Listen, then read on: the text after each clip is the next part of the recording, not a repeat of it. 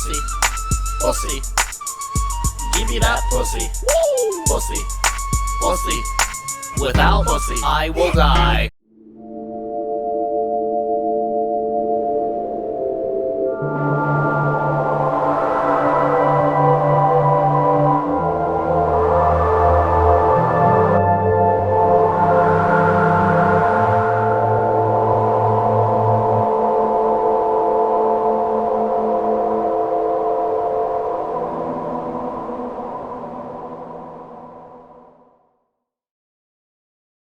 My old review of School Days sucks hairy, crusty ass. No matter what, I can never pick a side when it comes to this anime. Like there's something more lurking, like a dangerous sea monster that wants me to play Invisible War.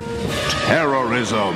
The fuck are you even saying, you moron? Right from the get-go, School Days wanted to make a dark and mature version of its peers, for it to build up to the big revelation of what the show really was. But it goes about it in a way that's melodramatic at best and pretentious at worst. It's the ideas of what makes something dramatic that isn't fully realized and that it throws obstacles at every chance in the hopes of being emotionally gripping. Do you even know what you're saying? Do you even know what words are? You piece of filth-brain jackass. We need more drama! Here's some more drama! This thing is one of my most viewed reviews on the channel. People watch this? I made this abominable word Ebola? Holy crap, I swear, Kitty Vickies, it was a different world back in 2013. But I gotta say, younger me was a dumbass, and this review is about as watchable as Birth of a Nation. In slow motion. If there's one thing that's a constant between old me's disaster piece and now, it's that, in one way or another, I've always had something to say about School Days. Things that may fly in the face of the majority opinion, but something I want to express no matter what. Unlike then, though, I now know how to express it. Because this old thing sure didn't. What this means is that because School Days is riddled with logic gaps, this can make the viewer wonder why? Why does this happen? Why should this happen? Is there a purpose? There has to be, considering what the show is trying to be. The problem is that there aren't many concrete answers, which can leave you in an experience that has you fill in the blanks yourself, and if you don't, you won't like the outcome. Subversion is a powerful tool. No shit, moron. The hell am I even saying? Of course it is, and an important one. We all love surprises. Parker, hello, you're fired. Why? Unless it involves being laid off from your job, or finding out you have cancer, or learning that your child got ran over by a Toyota AE86 Truano while walking up a mountain road. But that's the shit surprises, nobody likes those. It's no secret that surprises can be the spice of life, even if predictability can be just as desirable sometimes. It's one thing to know your Marvel film is going to have bang bangs and punchy punch kick kicks and shit happening and good guys win, but it's another to have almost every hero turn into dust because hey, just this once the bad dude happened to score some sort of victory and even Spider-Man isn't safe. Then again, this ain't Tobey Maguire's Spider-Man. Tobey's Spider-Man would have shrugged off the Infinity Gauntlet with pizza time. There is safety in the predictable, but when subversion works, it adds a whole new experience from the one you were going through prior. Burning is easily one of my favorite films of the 2010s because of subversion, slowly letting in that not everything is as it seemed and succeeding at its class disparity theming through the slow realization that yes, that's what he meant when Glenn from The Walking Dead said he likes to burn greenhouses. 그리고 난 그 불타는 비닐하우스를 보면서 희열을 느끼는 거죠. Or take the 1955 French film Diabolique, a film whose reputation as a great piece of cinema history is dependent purely through subversion. I recommend watching it blind if black and white films are your fancy, to which you have good taste, my dude. Indeed, when subversion is done right, your days feel even a little bit more fulfilled, but when done flawed, can lead to some polarizing shit, bro. This, of course, leads into School Days, an anime I actually reviewed all the way back in 2013, I might add. Oh, that the beginning part didn't make it obvious, and it's a putrid-ass mess of diseased balls and hemorrhoids. I mean, look at this shit. To me, this is a big deal since this affects the plot and characters in a major way, a way that's based more on ideas than realized elements. What the fuck do you even mean there, you moron? What the fuck? I know the consensus for School Days, both by older anime enthusiasts such as I, and maybe even by newer ones who happen to watch it by its sheer polarizing reputation. Daniel Santos, who had helped me with my review series of the Fate Stay Night visual novel, made a great video about the anime, and I do recommend it if you want a different, more in-depth perspective than mine. Indeed, despite having the idea to re-review School Days for years now, his video is what drove me to finally do it. I actually tried to defend School Days back then in that old review, and I did so with the grace of a drunken toddler in a junkyard, but I indeed made that thing with the intent of saying, "No, you!" and extol the virtues that people just didn't get. With the grace of a drunken toddler in a junkyard who also has a concussion. But that was then. I was a dumb fuck who thought Evangelion was just okay. Has my mind changed? Is School Days the underrated masterpiece I want to say it is? No, it's not. It's not a masterpiece. It's not even really good, I would say. But I will say this. Here on the Anime Outsider, my thoughts reign supreme over everything else. I don't give a fuck. My thoughts will be, however, what it wants to be. That much I will lay down on the table right now. I am the law here. And if your thoughts just so happen to align with mine, it's not because I agree with you, it's because you agree with me, or something, I don't know, I need to figure that out. Time to do the re-review I wanted to do for School Days all those years back. Once I actually rewatched the damn thing, I'll be right back. Well, fuck! Looks like this review has changed.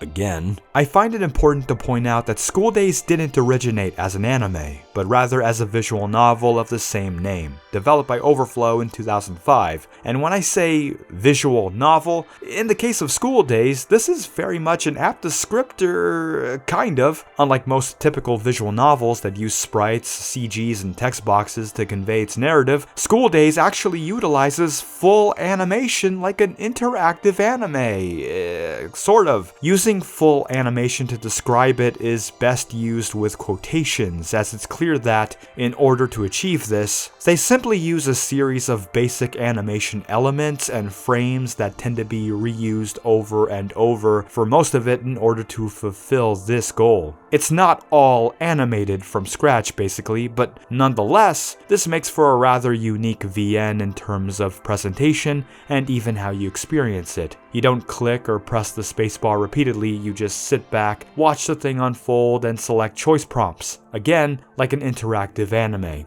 There aren't a whole lot of VNs like this, so already the thing stuck out pretty hard. Now, my only experience with the original School Days animated novel, which is what I'll call it from now on, was only with the original incomplete fan translation that Sekai Project was developing up until they were officially contracted to localize School Days HQ, the higher quality remaster with reworked and added content which, yes, unlike Fate Stay Night, you can actually buy and play School Days officially.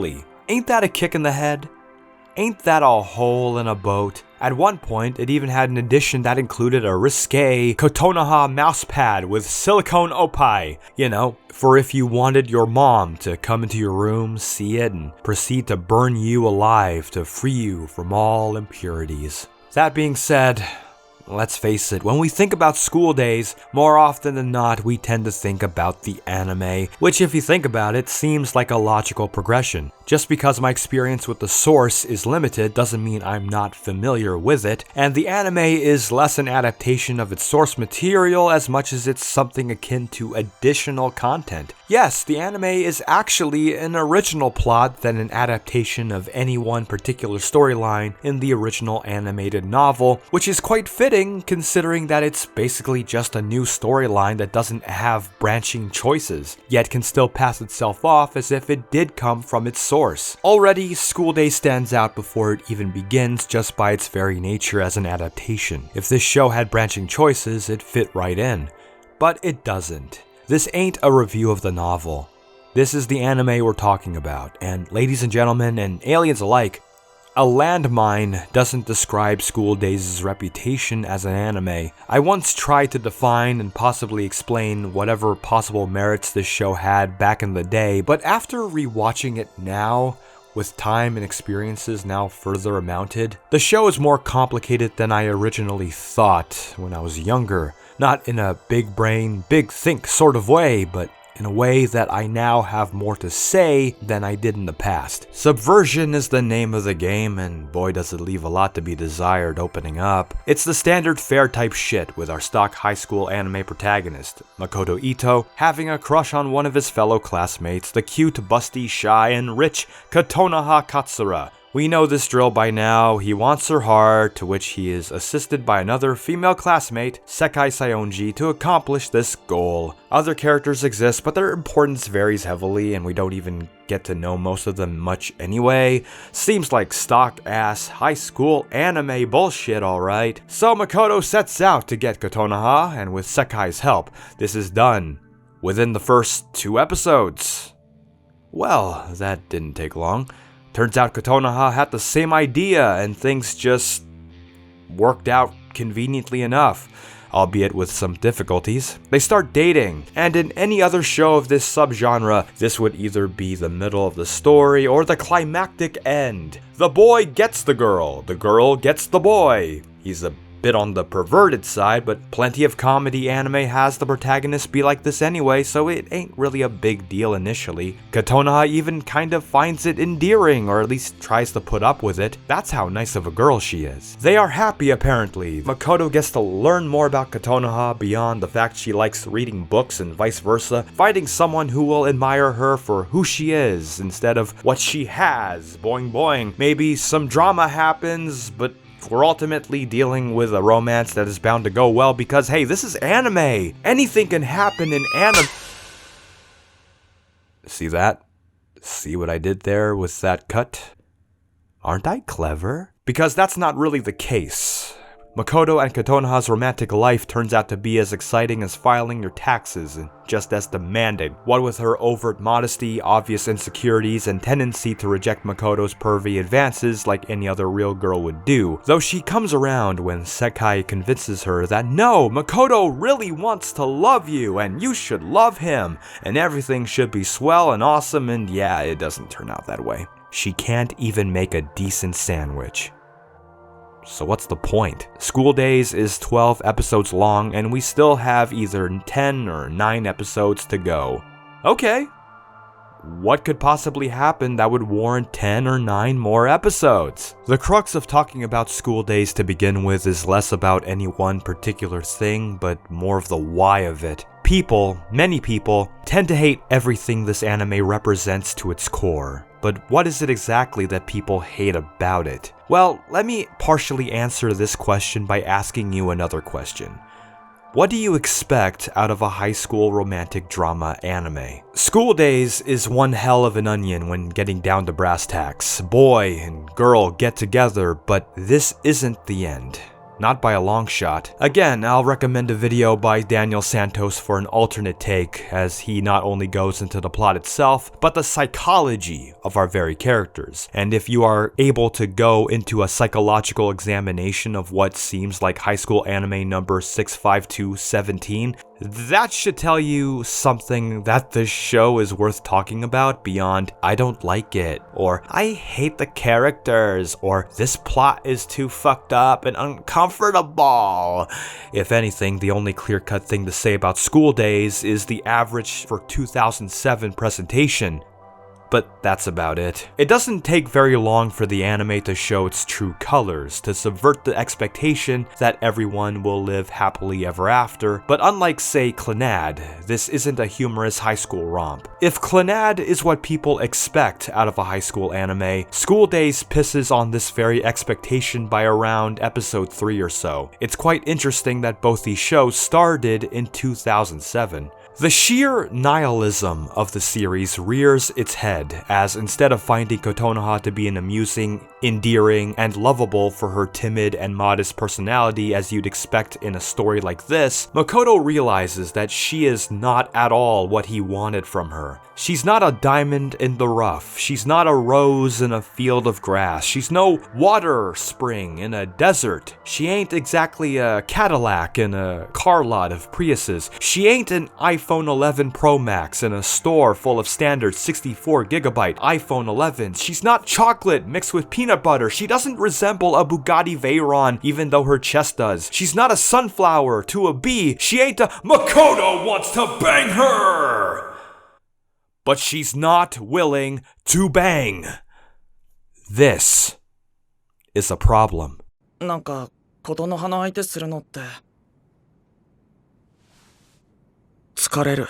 It's no secret that sex, the very subject of it, tends to be modestly portrayed in the grander picture within the confines of Japanese culture, more so in the context of adolescence, which tends to be glossed over. When I say this, I don't mean stuff like nudity or fan service. Lord knows anime has a shitload of that. What I mean is sex itself tends to be downplayed, know what I mean? That you can argue that Japan has perpetual blue balls. We're talking about a country that censors its own porn after all. Seriously, genitalia is bad and should burn in hell, but the hole where shit comes out of? Totally okay, according to Japan. If I didn't know any better, you'd think they were sending subliminal messages. Yeah, sexual modesty tends to be the norm in the collectivist society of Japan, including its pop culture outside of the aforementioned fan service in anime and manga. Nagisa may say she's had sex with Tomoya in After Story all she likes, but not only is it not the focus, it's glossed over as a joke, as it is with other shows of its kind, rarely taking this matter truly seriously. Any explorations of the subject is an outlier, and you'd be surprised to find a high school anime that so much as brings it up, let alone explores it without being a hentai. It's called hentai,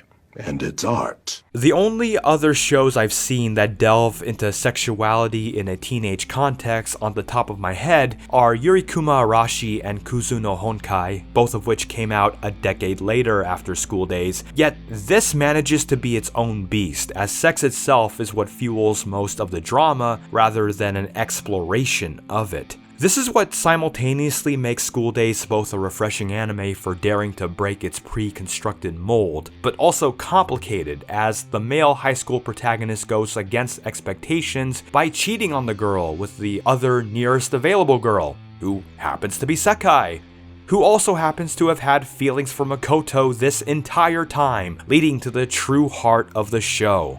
The heart that hates everyone in this story. Not one character ends up innocent in School Days, not even the character who's supposed to be. In any other anime of its kind, Sekai entering the fray would lead to a dramatic love triangle about which girl will get the guy. Harem comedies are even made out of this setup in mind. Instead, it leads to tribulations none of our characters want. As Makoto indulges in his deepest desires from the moment he and Sekai embrace and Kotonoha is left lost, we see the protagonist for what he is. Not a beacon to aspire to, not a friendly face, but not a villain either. He's another teenage boy who knows what he wants, and just so happens to get what he wants, though most don't see him that way. People, from what I've observed throughout the years upon this rooftop of which I smoke seemingly endlessly, view Makoto as one of the descriptors I had just laid down. The true villain of School Days, for hurting someone who doesn't deserve to be hurt in exchange for pleasure. Because as a high school protagonist, that isn't who he's supposed to be. As the protagonist, we're supposed to laugh with this guy. We're supposed to empathize with this dude. This guy is supposed to be beaten down and we're supposed to cheer for him to get up for his love, to grow up and be a better person in any other high school anime. He doesn't here. At least not in a way that's inspiring at all. As the rabbit hole goes even deeper, the darkness grows ever blacker and the mist looms over this tale of debauchery, so does any voice of reason cease. It's no wonder why the show is so willing to focus on shots of just about every female character's assets, from asses to breasts. That's Makoto's mind. Did she just pull a phone out of her boob? Also, nice panty shot there, anime. You're really setting us up to think like Makoto. Sex is the driving force for the boy we focus on, and it isn't long before he cheats on Sekai as well. With her best friend, with his female middle school friend, with this chick whom we never really know, with these three chicks whom we never really know, but holy fuck, he's having a threesome now! How did it get here? Oh. But dude, this Chad Daddy got 3 chicks on his dick at once and he's still in high school. That's impressive. Okay, obviously this is a bad thing, I guess. in the context of the story, as the girl is broken down knowing she wasn't good enough to keep the boy, having this revelation hit home when it was too late. She developed feelings for him, but heartbreak is too much for her, being driven to madness. It's all Shakespearean, without the Shakespeare. もう何なのよ、煮え切らないわね。なんだかね。 See?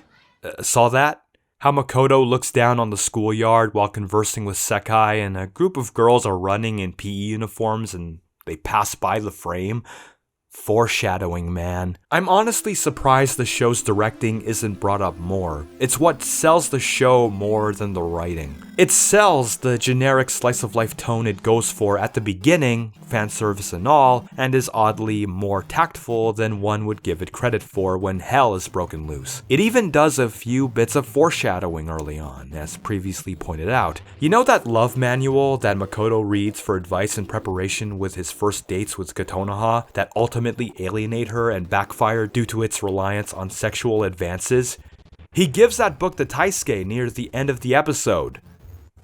Let's just say that Taisuke takes a page or two from that book. From her reactions early on, we are given a clear indication that Kotonoha is self-aware of her own personal flaws and how people treat her because of them, another factor that comes into play in her transformation throughout the series. It's also interesting to point out that Kotonoha and Sekai are basically opposites of each other, where the former is the beautiful model student with wealth, but the personality of a mouse. The latter is suggested to be pretty, but more on the average side of pretty, needs to work a part-time job but has all the personality in the world on her side. Makes you wonder if Sekai's motives going forward really are of jealousy or latent spite. The show, tonally, despite the excess of Makoto's desires, never puts on an air of indulgence, but surprisingly enough, a level of coldness under Keitaro Motonaga's direction. Despite having comedy, it never becomes Wolf of Wall Street, so to speak. It takes its subject matter seriously, being almost haunting, looking down on everyone like we do. There's also a surprising amount of quiet time, where there is no music going on and the viewer is left with the atmosphere and characters taking center stage in the environment, with not much else happening around them, as if isolating them. In fact, I find the moments where the show leaves things up to the imagination to be the highlights. The anime not being afraid to be just vague enough to leave things up to the viewer to fill in, but not enough to make it like something happened out of nowhere or for no reason.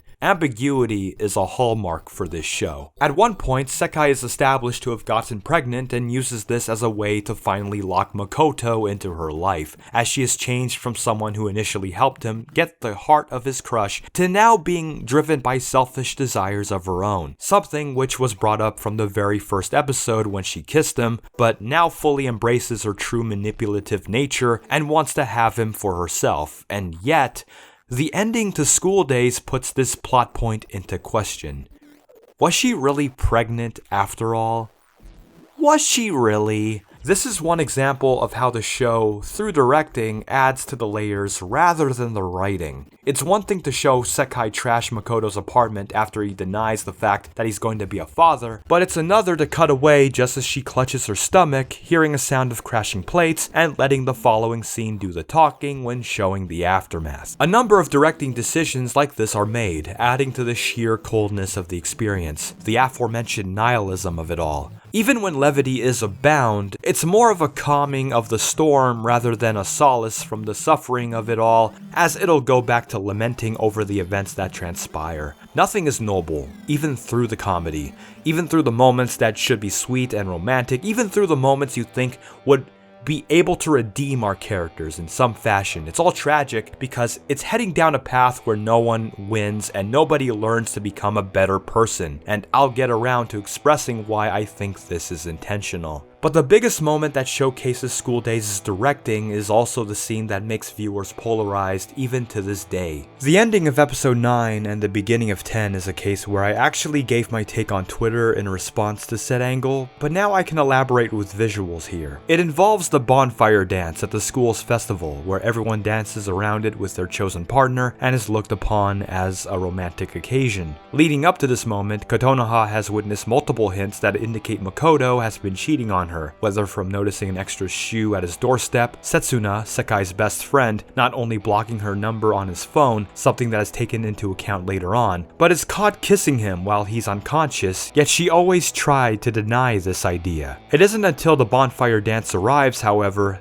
that things come to a head when Taisuke, Makoto's friend, reveals that he was in fact cheating on her and that he's loved her the entire time, ending with him embracing Kotonoha, wanting to make an advance as Sekai wishes to commit her love to Makoto, but he clearly being uncertain by this. What happens next is what most people did not expect, and no doubt colored how people viewed the rest of the show going forward, if not the show in general, from this point on. As we see Kotonoha exit the classroom she and Taisuke were in with most of her clothes taken off, with drops of blood on the floor shown in view, implying that not only did she have sex with him, it is also implied that he raped her, albeit without knowing he did because he's confused when Kotonoha rejects him later on, when all is said and done. If I didn't know any better, one would think the love manual had something to do with this. But here's the thing, and I know I'll catch flack for this because of the general consensus the anime has up to this point. I don't actually see it that way. It wouldn't fit School Days' directing to make this moment that clear-cut, as not only does Kotonoha get glimpses of Makoto's infidelity, the scene itself is just that, implied just as certain key moments tend to avoid direct view. It isn't like, say, the third Kara no Kyokai film where rape is shown not only in full, but aggressively and leaves nothing to the imagination in extremes, the polar opposite of how this scene is done, where Taisuke asserts himself and indeed gets very close to Kotonoha, but we never see him manhandle her or even see or hear her reject his advances. We don't even see how this situation really begins, and before the VN's player base gets on my case, this is the anime we're talking about and is to be seen solely on its own right. The scene is too understated to be a lead up to rape, which is not an accident. As said before, School Days leans on making certain moments just vague enough to interpret them how you want them to be, and this is yet another case of that. With how the scene is presented and how Taisuke himself seems to be genuinely confused about why Kotonoha rejects his friendly advances the next day, I think Kotonoha did have sex with Taisuke consensually,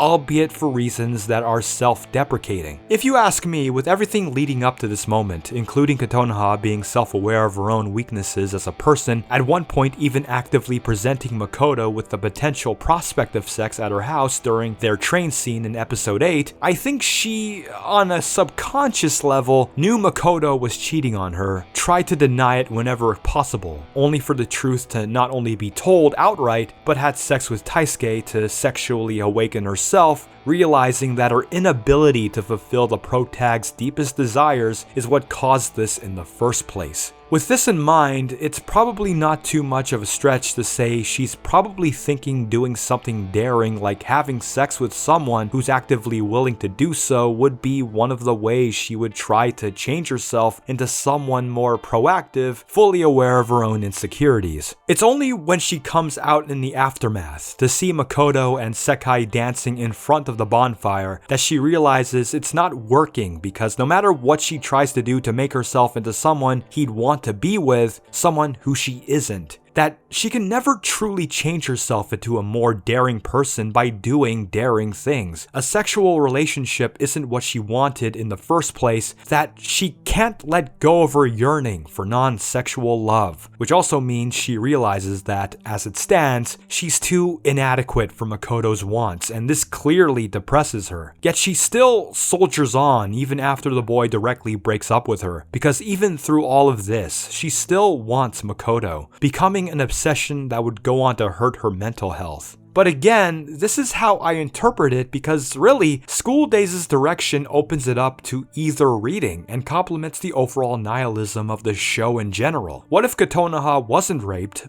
but did it to test the waters sexually and used Taisuke just because he was conveniently there and willing to do it with? What if Makoto didn't have sex with Setsuna after all when he had the chance? It does just cut away after all. Considering her shift into being a character wanting to manipulate situations, what if Sekai wasn't actually pregnant the entire time? After all, not only was she one to twist people's perceptions and hold back truths, phantom pregnancies are a thing that do exist in real life. Do we even see her get tested for pregnancy?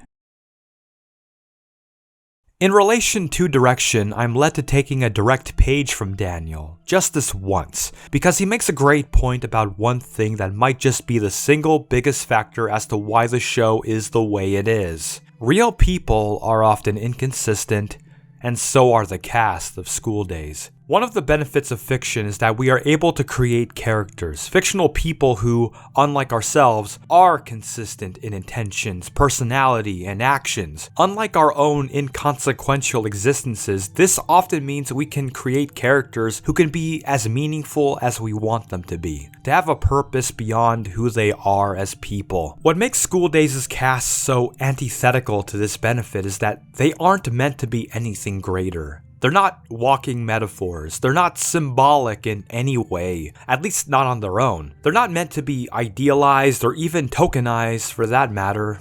They're people. People who are flawed to such a huge degree that their intentions do change at the snap of a finger, that their actions have immense consequences, that they're all selfish in one way or another.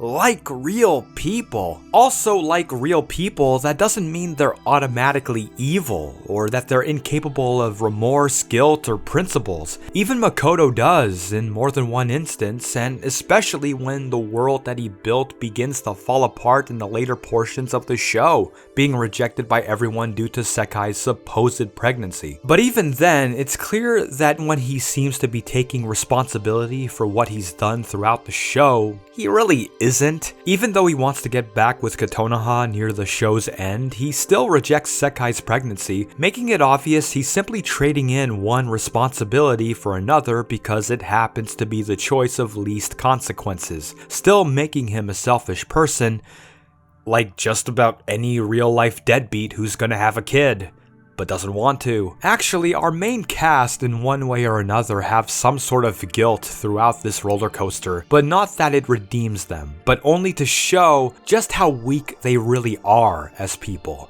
and that even while going through their own tribulations, it's an inconvenience that they vocally wish wasn't happening because yes, their wants or needs far outweigh any real character growth. School Days points this out unlike most other contemporary high school anime by becoming one with this nihilistic direction. Even with the tropes of the subgenre, the series has no regard for them. Kotonoha is far removed from the typical student council character. Instead of strong and commanding like others of her archetype, she's timid with a weak personality. Sekai's inability to suppress her inherent selfishness makes her a far cry from the typical female lead supporting character in any other high school show, constantly going back and forth from remorseful into a manipulative witch she fully becomes by the plot's apex and ultimately a murderer. And everyone else range from misguided to downright morally repulsive people because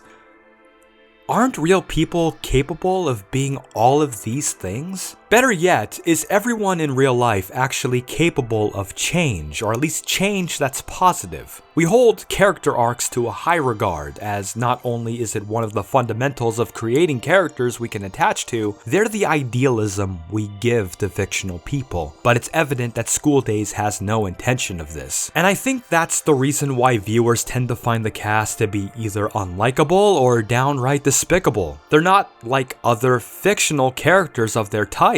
They're fallible, fragile, egotistical. There's no symbolism to be found in them. They're like real people. And real people tend to suck a lot. With this in mind, that also means real people tend to make for shitty characters without a level of fiction given to them. Hence, why they're quote-unquote unlikable. Not everyone we meet is a person who can change for the better. Many times, they just stay the same, or better yet, change into being worse. It's interesting that we have this thing where we praise characters that are quote-unquote written like real people, in part because we like it when these people who don't exist have just enough of ourselves to relate to. A character with flaws will always be more interesting than one who can do anything and do it perfectly. Yet when School Days comes around with some of the most realist, most down to planet Earth, least idealized versions of their archetypes, we hate them. I think this says something about writing relatable characters, not simply in anime, but in fiction in general. We want characters to be flawed like we are flawed, but polished and idealized just enough as so, despite having flaws, are still able to be better realized versions of ourselves, and that's how we are able to truly connect with them. School Days fails at this because that's not the point of it. Which means that not only is it subversive of its own subgenre, it subverts common expectations of narrative itself through actively letting go of established norms of character development, which I'd say is a bad thing if it wasn't clearly intentional. It probably knows full well of what it's doing. It does too many things that go against expectations that I'm unable to chalk it up to incompetence on the part of those who made it, which I kinda like in a way. That it tries to break what our conceptions of what a high school anime is to this degree is refreshing, which is weird considering this is School Days. And everyone says I should hate it for the things it does, but no, over a decade later, I still find the show to be a breath of fresh air somehow. When you judge it on the standard measuring stick of what constitutes a good story or good characters, School Days fails. It fails only because, it just doesn't give a shit about those metrics in the first place, rather leaping outside of what we find to be recognizable as, quote-unquote, another high school anime. And if you judge it by what it set out to accomplish, all you have to do is look up most of the reviews for the show to realize that it succeeded. It alienated people and did so by succeeding at one thing: to go against conceptions and to ensure you don't forget it. This brings me to probably the biggest question someone like me can ask in regards to School Days and its blatant efforts to subvert expectations on more than one way, from betraying its subgenre to betraying standard fare storytelling itself. What really defines good? How many good movies you see each year will you remember years later? How many good songs you've listened to that you like upon first listen will you want to listen to again and again throughout your life? How many good games that you like playing initially will you play again and again going through the years? What's interesting about School Days after over a decade is that those who saw it still remember and talk about it, and the infamy then carries on to those in the present, curious as to why it still pops up every now and then. This show came out when I was about 11 or 12, yet it can still be talked about like it is new. That is the most notable aspect about this show, because shock value fades away in time. We look back at those things and we think, that's cheap and lazy, and I can't believe I wanted to cut myself after seeing this. What was I thinking? And we forget the fleeting effect it had on us. Yet what School Days does to shock the viewer has never gone away, to those who saw the spiral go downward evermore. That's because the show is more than what we perceive to be a drama that happens to take a dark turn or two. That the reason we reject School Days isn't that it's bad, but because it's a reflection upon ourselves. We tend to want to see the worst of our kind and say, I can do better than that.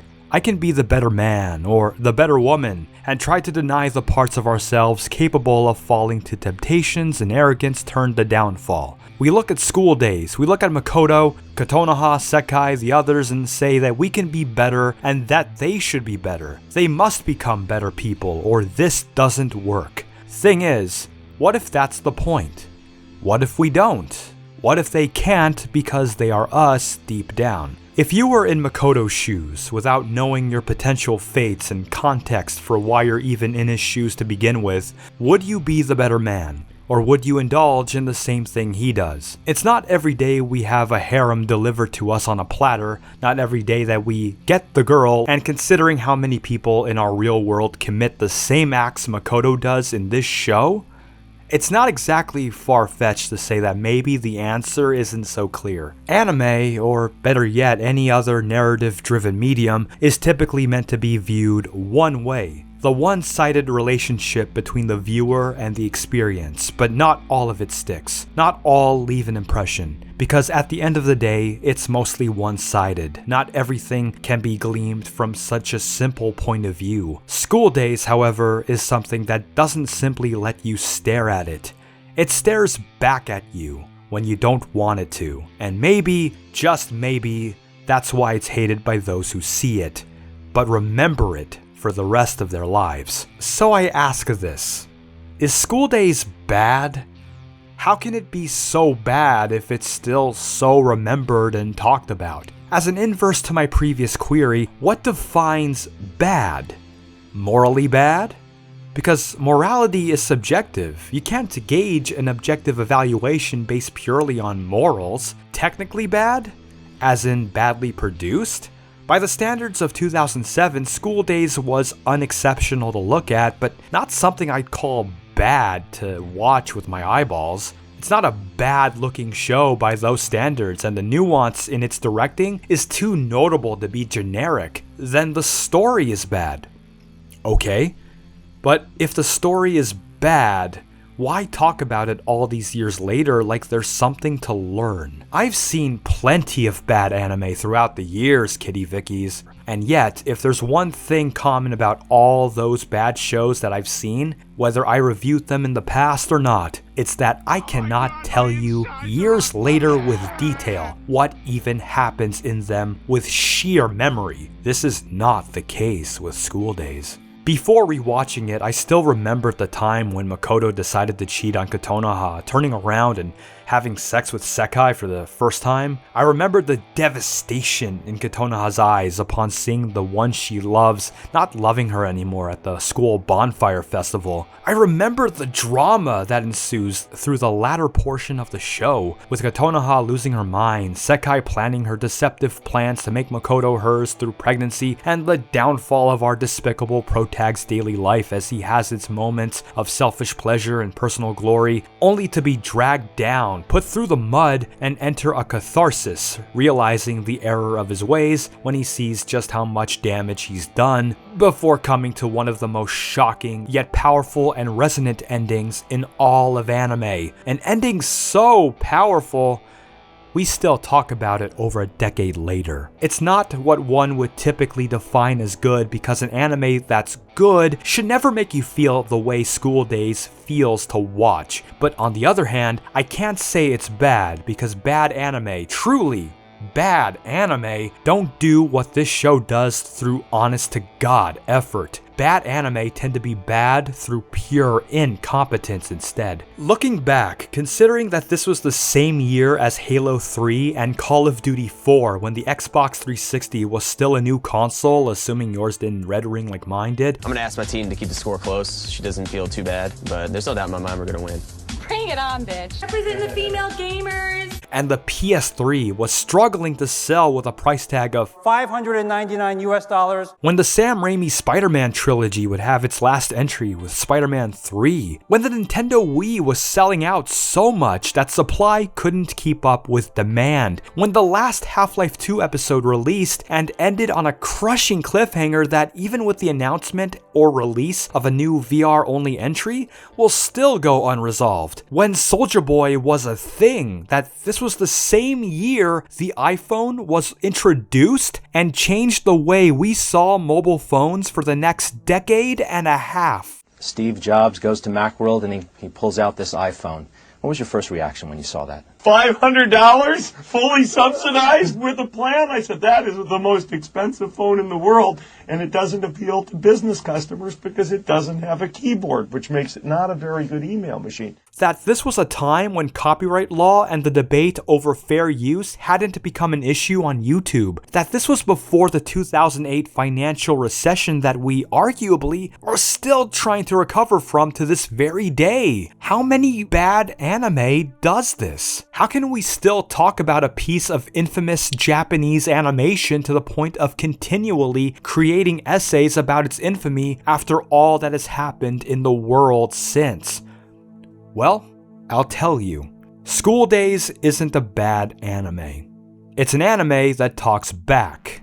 And not only is there no guarantee you'd agree with it, you don't want it to talk back at all.